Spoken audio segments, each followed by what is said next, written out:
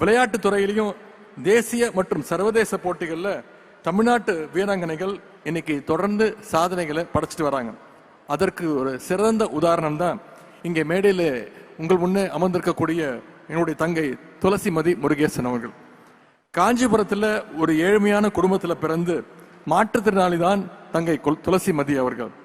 தன்னோட தன்னம்பிக்கையாலும் விடா முயற்சியாலும் இன்னைக்கு உலக அளவில் பேரா பேட்மிண்டன்ல பல்வேறு சாதனைகளை தொடர்ந்து படைச்சிட்டு வராங்க தங்கை அவர்கள். சமீபத்தில் பாரிஸில் நடந்த பேரா ஒலிம்பிக்ல சில்வர் மெடல் அடிச்சு இன்னைக்கு தமிழ்நாட்டிற்கும் இந்தியாவுக்கும் பெருமை சேர்த்த தங்கை தான் துளசிமதி முருகேசன் அவர்கள். அதன் மூலமா பேரா ஒலிம்பிக்ல ஃபைனல்ஸ் வரைக்கும் போன முதல் இந்திய பேரா பேட்மிண்டன் வீராங்கனை அப்படின்ற பெருமை அவங்களுக்கு சேரும். அது மட்டும் இல்ல, நம்முடைய அரசு சார்பாக சமீபத்தில் கல்பனா சாவ்லா விருதையும் நம்முடைய முதலமைச்சர் அவர்கள் தங்கைக்கு கொடுத்திருந்தாங்க. மாற்றுத்திறனாளி என்பதை தாண்டி பலருடைய வாழ்வில் மாற்றத்தை ஏற்படுத்தும் அளவிற்கு தங்கை துளசிமதி மற்றவங்க அத்தனை பேருக்கும் நம்ம அனைவருக்கும் ஒரு ரோல் மாடல், ஒரு இன்ஸ்பிரேஷன். அவங்களுக்கு என்னுடைய வாழ்த்துக்களை நான் தெரிவித்துக் கொள்கின்றேன்.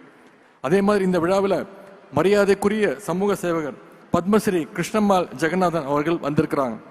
11 வயசுல தன்னுடைய சமூக பணிகளை தொடங்கிய அம்மையார் அவர்கள் இன்றைக்கு 101 வயதையும் தாண்டி நிலையிலையும் தனது கள போராட்டத்தில் அதே உறுதியோடு நிற்கின்றார்.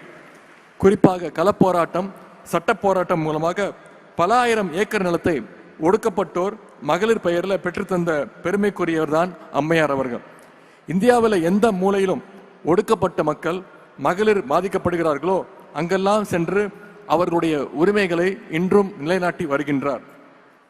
அம்மையார் கிருஷ்ணம்மாள் ஜெகநாதனுடைய பணிகள் நம்ம நிச்சயம் அனைவரையும் வழிநடத்தும் என்ற நம்பிக்கை இருக்கின்றது.